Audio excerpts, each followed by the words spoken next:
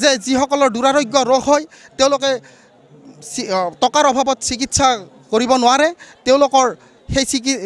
সেই দুৰাৰোগ্য ৰোগো ভাল হয় নৱদম্পতিৰ যিসকল বহুদিন ধৰি সন্তানহীন হৈ থাকে তেওঁলোকে সন্তান লাভ কৰাৰ দৃষ্টান্ত আমাৰ এই থানত আছে আমি এই মুহূৰ্তত আছোঁ অসমৰ বৰপেটা জিলাৰ অন্তৰ্গত উজান উলোৱাত অৱস্থিত বিখ্যাত ভোগেশ্বৰ মন্দিৰ ভোগেশ্বৰ দেৱালয় আৰু মাঘ মাহত ইয়াৰ যি লোকাৰণ্য পৰিৱেশ হয় এই পৰিৱেশ দেখিলে আপুনি ক'ব যে ভাৰতবৰ্ষৰ ভিতৰতে অন্যতম উল্লেখযোগ্য পৰ্যটনস্থলী হোৱাৰ ইয়াৰ সম্ভাৱনা আছে আৰু সেই সম্ভাৱনাক আমি জাগ্ৰত কৰিব লাগিব আৰু এই মুহূৰ্তত এই উদযাপনথলীৰ লগত শৈশৱৰ পৰা জড়িত হৈ এতিয়া উপদেষ্টা পদবীত অধিষ্ঠিত এগৰাকী প্ৰবক্তা হিচাপে বৰ্তমান কৰ্মৰত উৎপল বৰ্মন ডাঙৰীয়া আমাৰ লগত আছে আমি আপোনাক পুনৰবাৰ স্বাগতম জনাইছোঁ আৰু এই যিটো ভোগেশ্বৰ মন্দিৰৰ যিটো মাহাত্ম্যৰ কথাখিনি আপোনাৰ জৰিয়তে আমি জানিব বিচাৰিছোঁ জয়তে আপোনালোকৰ চেনেলৰ জৰিয়তে দি সমগ্ৰ অসমবাসী ৰাইজক শ্ৰী শ্ৰী ভোগেশ্বৰ সেৱা সমিতিৰ তৰফৰ পৰা বিহুৰ অলগ আৰু শুভেচ্ছা জনাইছোঁ লগতে মই মোৰ শ্ৰদ্ধা মিশ্ৰিত মৰম তথা আন্তৰিক অভিনন্দন জ্ঞাপন কৰিছোঁ শ্ৰী শ্ৰী ভোগেশ্বৰ মন্দিৰ 1725 খ্ৰীষ্টাব্দতে স্থাপিত আমি এই বছৰ 298 বছৰীয়া সভা মহোৎসৱ উদযাপন কৰিবলৈ লৈছোঁ সুদৃঢ় প্ৰত্যয় দৃঢ় সংকল্প আৰু সফলতাৰ লক্ষ্য আগত ৰাখি গতিকে আজি এই সভা মহোৎসৱত 1 মাঘৰ দিনাখন লক্ষাধিক মানুহৰ দ্বাৰা লোকাৰণ্য হৈ পৰিছে এই সভাস্থলী শ্ৰী শ্ৰী ভোগেশ্বৰ মন্দিৰত সেৱা আগবঢ়োৱা ভক্তৰ ভিৰ লানি নিচিঙা হৈছে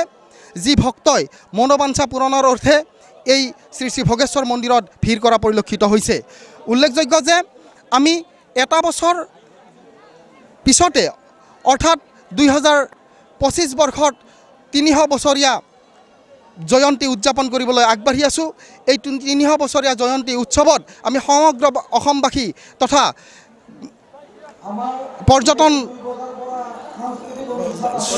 পৰ্যটকসকলক আমি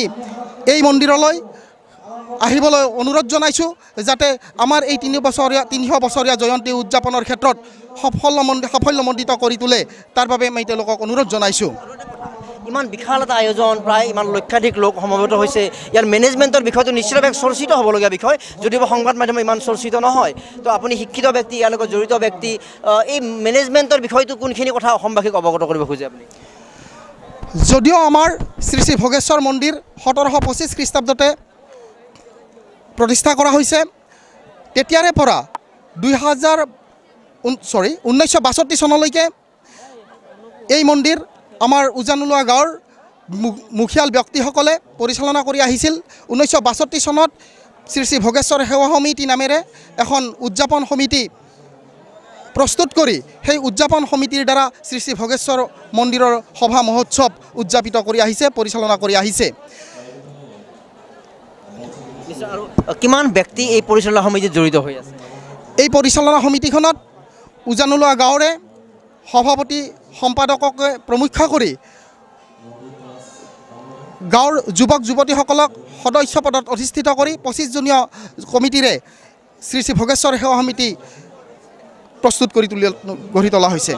এনেকুৱা এটা অনুষ্ঠানক পৰ্যটন বিভাগে যথেষ্ট গুৰুত্ব দিয়া প্ৰয়োজন কাৰণ অসমত এনেকুৱা বহুত স্থান আছে হয়তো আমাৰ ইয়াতকৈ আমি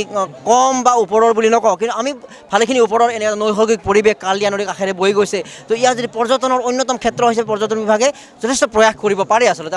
বিগত সময়ত নিশ্চয় কৰিছেও তো আপুনি কোনখিনি কথা অৱগত আৰু কোনখিনি কথা ক'ব যে পৰ্যটন বিভাগৰ ইয়াত আকৌ কৰিব লগা বা তেওঁলোকৰ দিয়া গুৰুত্ব কোনখিনি ইয়াত আছে আজি আমি এই 1 মাঘৰ দিনাখন এখন ৰাজহুৱা সভা অনুষ্ঠিত কৰিছোঁ যি সভাত চৰকাৰী পক্ষৰ বিভিন্ন বিশিষ্ট ব্যক্তিক আমি আমন্ত্ৰণ জনাই আনি সভাখন অনুষ্ঠিত কৰিবলৈ লৈছোঁ আৰু সভাখন ইতিমধ্যে এতিয়াও চলি আছে যি সভাৰ জৰিয়তে আমি তেওঁলোকক জনাবলৈ অৱগত কৰিবলৈ প্ৰয়াস কৰিছোঁ যে শ্ৰী শ্ৰী ভোগেশ্বৰ মন্দিৰ প্ৰাংগণত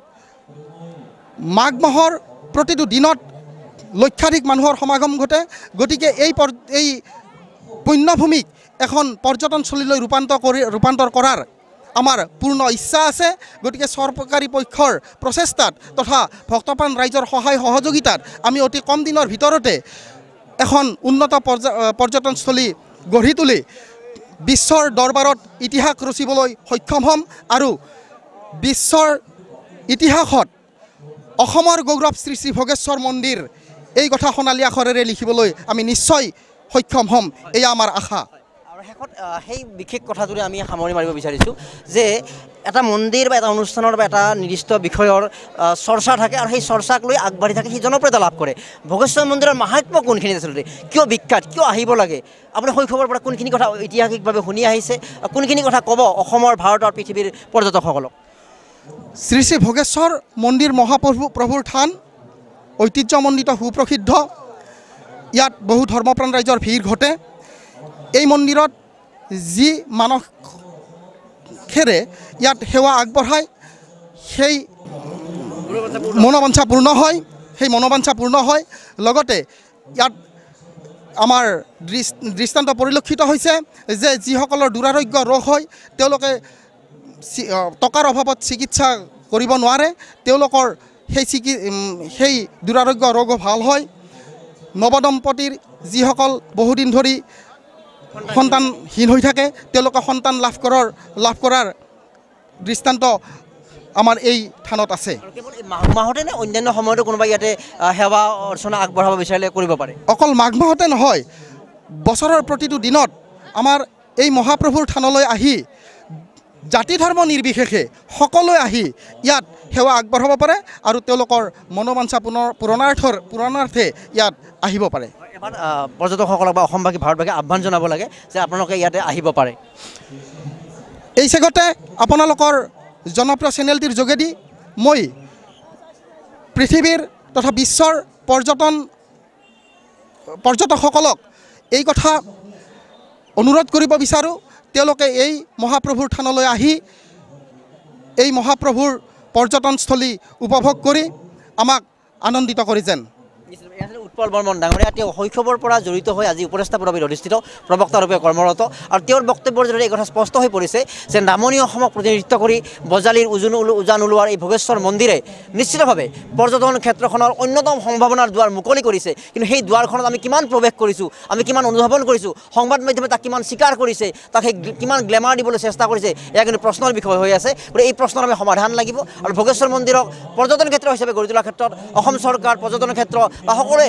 আগভাগ লৈ ইয়াৰ অধিক প্ৰচাৰৰ বাবে সকলোৱে আগবাঢ়িব লাগিব। বজালীৰ উজান ওলোৱাৰ বিখ্যাত ভোগেশ্বৰ মন্দিৰৰ পৰা ডেমক্ৰেচি লাইভলৈ মৰম কুমাৰ।